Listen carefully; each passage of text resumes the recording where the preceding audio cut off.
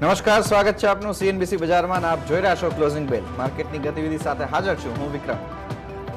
સાથે જો નિશા અને આજના ક્લોઝિંગ બેલમાં આગળ વધીએ પણ અત્યારે સહયોગી પ્રદીપ પંડ્યા પણ જોડાઈ ગયા છે. Good afternoon Pradeep. Good afternoon નિશાને. આપણી સાથે એક ખાસ મહેમાન અત્યારે જોડાઈ રહ્યા છે. ઇન્ડિયાના વોરેન બફેટ કહેવાતા रामदेव अग्रवाल साहब जो मोतीलाल ओसवाल सिक्योरिटीज़ चेयरमैन ने को फाउंडर है. रामदेव जी, बहुत बहुत धन्यवाद आपका सीएनबीसी बाजार की 7वीं सालगिरह पर हमारे साथ जुड़ने के लिए. सीएनबीसी के 7वीं सालगिरह गुजराती चैनल के लिए बहुत बहुत बधाई. ये बहुत बड़ा कंट्रीब्यूशन है. जिन्होंने एक्चुअली शेयर बाजार बनाया उनके लिए आप कर रहे हैं, ये बहुत बड़ी बात है. और भी दूसरे लैंग्वेज में करिए. Hardly congratulations for this. धन्यवाद आपका. हम आपको पहचानते हैं इस लिहाज से कि आप वैल्यूएशन पर हमेशा बहुत ही कड़ी नज़र रखते हैं और उस हिसाब से हमारे दर्शकों को, अपने क्लाइंट्स को हमेशा गाइड करते आए हैं. इस समय ये बहुत बड़ा सवाल है कि 16,000 के लेवल के आसपास बाज़ार महंगा है या सस्ता है, आपको क्या लगता है? देखिए, बाज़ार डेफिनेटली सस्ता तो नहीं है, बट कितना महंगा है या पूरा प्राइस है, रिजनेबल प्राइस है, ये डिपेंड करता है कि कैसा पोस्ट कोविड ग्रोथ कैसे आता है. मतलब ऐसे ये भाव ऐसा लगता है कि थर्ड वेव का इसमें कोई डर नहीं है, इस टाइप का वैल्यूएशन है. सो यदि बाई चांस कोई हिसाब से थर्ड वेव यदि आया तो ऑब्वियसली मार्केट यहाँ से करेक्ट होगा. मेरी जो समझ है उसके हिसाब से ऐसा लग रहा है कि मार्केट ये बोल रहा है कि यहाँ से धीरे धीरे जो अमेरिका में हो रहा है वो यहाँ होगा और थर्ड वेव न होने से इकोनॉमी पूरे बहुत जोर से किक स्टार्ट देगी. आपका लिक्विडिटी बहुत अच्छा है, आपका मोमेंटम जो है वो इमीडिएटली बिल्ड होगा पेंट अप डिमांड के कारण से. सो ऐसा बाजार का एक्सपेक्टेशन है. अब देखिए उसमें आगे कैसे कैसे होता है. बिल्कुल. तो इस समय अगर आप देखें तो दुनिया भर के बाज़ारों में भी काफ़ी अच्छी तेज़ी है. अमेरिका के बाज़ार में भी नए हाइज बन रहे हैं, हमारे यहाँ निफ्टी में नए हाइज बन रहे हैं. तो ग्लोबली आपको क्या लगता है, क्योंकि कुछ मैंने ऐसे एग्जांपल देखे, खास तौर पे जो बफेट साहब का बहुत ही पसंदीदा एक रेशियो है मार्केट कैप टू जीडीपी, वो देखते हैं तो एक्सपर्ट कह रहे हैं कि वो बहुत रिकॉर्ड हाइज पे पहुंच गया है ग्लोबली इक्विटी मार्केट्स के लिए. हाँ जी, ये जो मार्केट कैप टू जीडीपी जैसे अमेरिका के लिए कभी 1 टाइम से ऊपर कभी जाता नहीं था, और हम लोग का जो इंडिया का मार्केट कैप टू जीडीपी गया था 1.8 2008 के पीक में. सो जो अभी अबाउट 1.1 जैसा है यहाँ पर इंडिया में, तो वहाँ तो बहुत ज़्यादा हो गया. लेकिन वो हुआ क्यों है? क्योंकि वहाँ पर इंटरेस्ट रेट जो है वो हिस्टोरिकली लोवेस्ट है और कोई इन्फ्लेशन का उनका कहना है कि इन्फ्लेशन नज़र नहीं आ रहा है. तो उसके चलते थोड़ा बहुत जो बॉन्ड का यील्ड बढ़ा था 160-165 हुआ था 10 ईयर का 10 ईयर्स का पेपर, वो गिर के वापस 140-45 हो गया. तो एक ऐसा स्ट्रक्चरल चेंज आ गया है पूरे वर्ल्ड इकोनॉमी में. क्यों हुआ है? कंप्यूटर से कारण हुआ है, चाइना के कारण से हुआ है, जस्ट इन टाइम के कारण से हुआ है. वो सब चीज़ का क्यूमुलेटिव इफेक्ट ऐसा है कि यूरोप में, जापान में और अब अमेरिका में भी इतना प्रिंटिंग करने के बाद भी लास्ट 20 साल में कि इन्फ्लेशन का कोई ऐसा और शोर नहीं, कोई भी ऐसा परमानेंट इन्फ्लेशन नज़र नहीं आता. ऐसा बाजार का समझ है. अब उसके कारण से क्या हुआ है, यदि आप जैसे आपका 5% इंटरेस्ट रेट है, वो गिर के 2% हो जाता है, 1.5% हो जाता है, तो आपको जो वैल्यूएशन ऑफ द मार्केट, जैसे आपका जो 20 के आसपास पी होता था, 15-20 का पी होता था, वो अभी 25, 28, 30 इस टाइप का पी मल्टीपल हो रहा है. तो ये जो पुराने लोग हैं, जो हम लोग देखे हैं 10-15 का पी, उनको बहुत डर लगता है. लेकिन जो नए लोग आ रहे हैं अभी सिस्टम में, उनके लिए तो जो पी अभी है वही पी सही पी है और इन्फ्लेशन ना होने से ये जस्टिफाइड भी है. तो ये मुश्किल ये समझने का ये है कि आगे इन्फ्लेशन वापस आएगा कि नहीं आएगा. यदि इन्फ्लेशन नहीं आता है विश्वव्यापी, तो बाजार में पार्टी चलती रहेगी.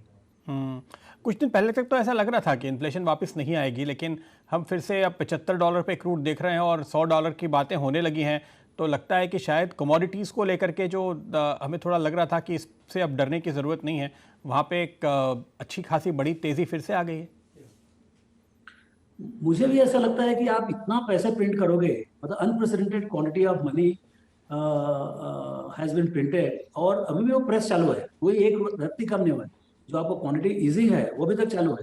तो मुझे ऐसा लगता है कि जब तक क्वांटिटी ईजिंग रहेगा, जब तक आप टैंक में पानी डालते रहोगे, तो बाजार तो बढ़ते चला जाएगा. लेकिन कहीं न कहीं ऐसा नहीं कि सिर्फ शेयर बाजार बढ़ेगा, आपका कमोडिटी प्राइसेस बढ़ेंगे और जैसे घर के दाम है, अभी आप देखिए, आपको जो हेडलाइंस आ रहे हैं अमेरिका में कि वहां पर मतलब है ना लाइन लग रहा है घर खरीदने के लिए। एक घर आप अनाउंस करो, उसमें 10 आदमी खड़ा रहते हैं, उसमें बिडिंग हो रही है, उसमें प्रीमियम हो रहा है। तो ये जो मतलब जो हार्ड एसेट्स के जो प्राइस जो बढ़ते आ रहे हैं, उनके प्राइस नहीं बढ़ रहे बल्कि आपके पैसे के दाम कम होते हैं। तो ये जो एक माहौल जो बन रहा है, यदि इसको आप आगे बढ़ाएंगे तो क्लियरली ये ट्रेंड्स काफी एक्यूट होते जाएंगे और इन्फ्लेशन जरूर आएगा। तो ये मुझे ऐसा लगता है। लेकिन आप यदि सेंट्रल बैंकर्स की कमेंट्री सुनो, जो भी बड़े लोग बात करते हैं, या इवन बॉन्ड का जो मूवमेंट देखो आप, यूरोप में अभी भी minus 10 year paper is -20 basis point. तो ये जो मतलब कुछ समझ में नहीं आता है कि मतलब जो इतना लिक्विडिटी होने के बाद भी क्यों इन्फ्लेशन ऊपर नहीं आएगा। ये चीज मेरे समझ के बाहर की बात है। लेकिन बाजार ऐसे कुछ बोल रहा है कि भाई इन्फ्लेशन नहीं है। तो लेकिन इस बात से शायद अमेरिका में फिर भी कंफर्ट हो, लेकिन भारत में ज़रूर निवेशकों को डरने की ज़रूरत है, क्योंकि हमारे रेट्स जो हिस्टोरिक लो पे हैं आज। मेरे ख्याल से 2002-03 के दौरान हमने ऐसे रेट्स देखे थे। तो यहाँ पर रेट्स बढ़ने की, महंगाई बढ़ने की संभावना कहीं ज़्यादा है अमेरिका के मुकाबले, और ऐसे में हमारे निवेशकों को ज़्यादा खतरा है।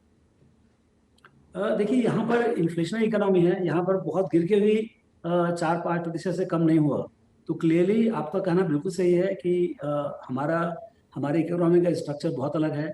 हमारे यहाँ इट्स बेसिकली लो वैल्यूडेड इकोनॉमी है, मतलब है ना, कमोडिटी का बहुत ज़्यादा इंपॉर्टेंस है। तो जैसे कमोडिटी का दाम बढ़ता है, चाहे ऑयल का दाम बढ़े, चाहे स्टील का दाम बढ़े, वैल्यू एड कम होने से impact on the prices are much higher. तो उसके चलते क्या होता है कि आपका इन्फ्लेशन भी काफ़ी ऊंचा रहेगा। लेकिन यदि आपका ग्रोथ अच्छा है, यदि मान लो रियल ग्रोथ हमारा 7-8% हो गया, उसके ऊपर 5-6% यदि मान लो इन्फ्लेशन हो गया, तो भी मेरे ख्याल से मार्केट विल सेलिब्रेट। यदि आपका रियल जीडीपी ग्रोथ 7%, 8% हो गया और गवर्नमेंट रेवेन्यूज बहुत जोर से बढ़ गया, क्योंकि आपका नॉमिनल जीडीपी ग्रोथ है 12-13% होगा, तो मेरे ख्याल से कई तरीके निकलेंगे जिसके कारण से कॉर्पोरेट प्रॉफिट बढ़ेगा, और अल्टीमेटली कॉर्पोरेट प्रॉफिट बढ़ेगा तो बाजार बाजार विल गिव अ सैल्यूट। सो ये थोड़ा कॉम्प्लेक्स सिचुएशन है। यदि ग्लोबली इंटरेस्ट रेट बहुत नहीं बढ़ा और इंडिया में थोड़ा सा 1-2% ज़्यादा रहा, तो कैपिटल फ्लोज भी ज़्यादा रहेंगे और इंडियन ग्रोथ भी ज़्यादा हो सकता है। तो ऐसा सिचुएशन काफ़ी कॉम्प्लेक्स है। फिर भी यहाँ पर ज़्यादा इन्फ्लेशन से डर लगता है। तो आप ये कह रहे हैं कि हमारे देश में ईपीएस बढ़ने की संभावना इतनी अधिक है कि वो पी आपको जस्टिफाइड लगने लगेगा आने वाले दिनों में। तो इस हालात में, इस समय अगर आपको पैसे लगाने हो तो आप कहाँ लगाएंगे? जी देखिए, मैं तो डाइवर्सिफाइड पोर्टफोलियो में बिलीव करता हूँ और अच्छे पोर्टफोलियो में बिलीव करता हूँ, और मैं मार्केट टाइमिंग के बारे में तो बात ही नहीं करता। जैसे दैट अपने मालूम नहीं पड़ता, बाजार कभी 20% गिर जाएगा, अभी कभी 20% बढ़ जाएगा। तो क्या है कि पोर्टफोलियो मैनेजमेंट क्या कंटिन्यूअस प्रोसेस है, मेरा हमेशा इन्वेस्टेड रहता है, लेकिन नए नए आइडियाज आते रहते हैं। अभी जो इंक्रीमेंटली नए आइडियाज आ रहे हैं, जैसे डिजिटल कंपनी सब आ रहे हैं, लाइन से सब आईपीओज आ रहे हैं, तो कुछ ज़्यादा भी प्राइस रहेंगे, लेकिन वहाँ पर आपको एक अपॉर्चुनिटी मिलेगा, क्योंकि बाजार गर्म है। तो उससे हो क्या रहा है कि हर तरीके की कंपनी के आईपीओज आ रहे हैं। तो आईपीओ पहली बार आती है, बाजार में इंट्रोडक्शन होता है नई कंपनी का, नया मैनेजमेंट का, जिसके बारे में कभी आप सुने नहीं रहते हैं। तो एक अपॉर्चुनिटी है वहाँ पर भी समझने का कि कोई नई अच्छी प्रॉमिसिंग कंपनी आ रही है। दूसरा ये है कि आपका ग्लोबल कई कई सेक्टर्स जो है उसमें बहुत बड़े बदलाव आ रहे हैं।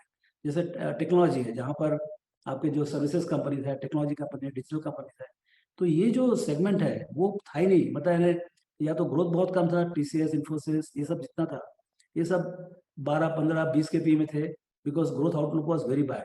लेकिन कोविड के चलते ये ऐसा लग रहा है जैसे Y2K टाइप का अपॉर्चुनिटी है, और पूरा सेक्टर में बहुत बहुत ज़्यादा मतलब हलचल मच गई है।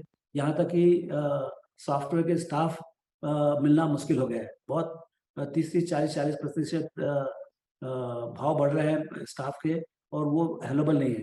तो ये तब आता है जब सामने काफ़ी बड़ी तेज़ी होती है in terms of demand, volume demand, तो वो चीज़ दिख रहा है।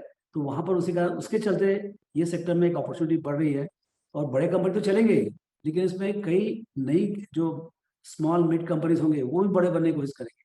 तो वहाँ पर आपको ग्रोथ अपॉर्चुनिटी ज़्यादा दिखेगा, वहाँ पर पैसे बन सकते हैं। तो वहाँ पर देखना चाहिए कौन सी कंपनी में कॉम्पिटेंस है जो बहुत बड़ी बन सकती है। सो वो एक सेक्टर, और डिजिटल कंपनीज, ये दोनों जगह मेरे को लगता है काफ़ी बड़ा ग्रोथ है और हाई क्वालिटी है, एसेट लाइट है, तो इसमें काफ़ी एक्शन रहेगा लगता है।